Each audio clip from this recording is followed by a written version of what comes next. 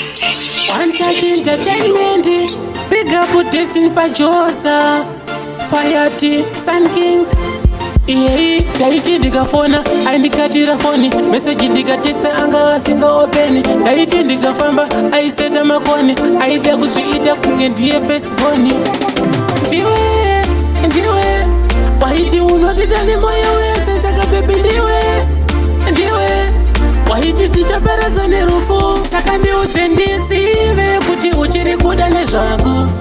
here pane kuswera kundipaisa uchindiita musoro pangu onananana saka ndiudze ndisive kuti uchiri kuda nezvangu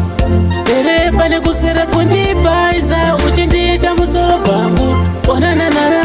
alright unoda kundigarira panenge cheya kungofona obva wati I don't care auchandida nekuti mari yapera waiti unondida baby uchindi you never love me but you love my money you promise me uchiti find you one kuona sizvaita sei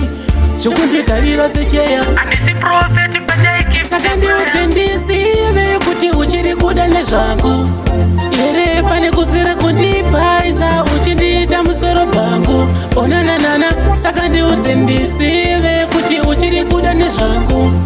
here pane kuswera kundipaisa uchindiita musoro pangu onananana daiti ndikafona aindikatira foni message ndikatexa anga asinga openi daiti ndikafamba aiseta makoni aida kuzviita kunge ndiye best boni ndiwe waiti unodida nemoyo wese saka bebi ndiwe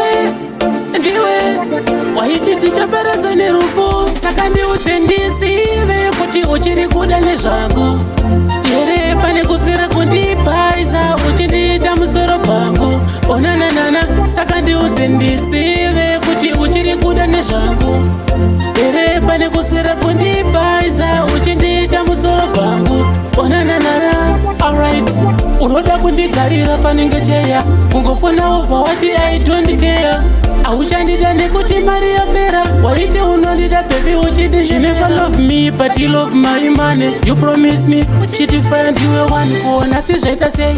zvokundigarira secheya handisi prophet but I keep saka ndiudze ndisive kuti uchiri kuda nezvangu here pane kuswera kundipaisa uchindiita musoro pangu onananana saka ndiudze ndisive kuti uchiri kuda nezvangu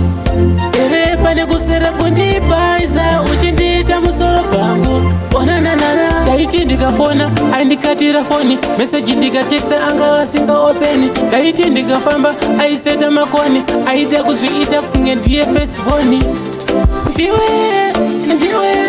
waiti unodida nemoyo wese saka bebi ndiwe waiti tichaparadza nerufu kuti uchiri kuda nezvangu uchindiita musoro pangu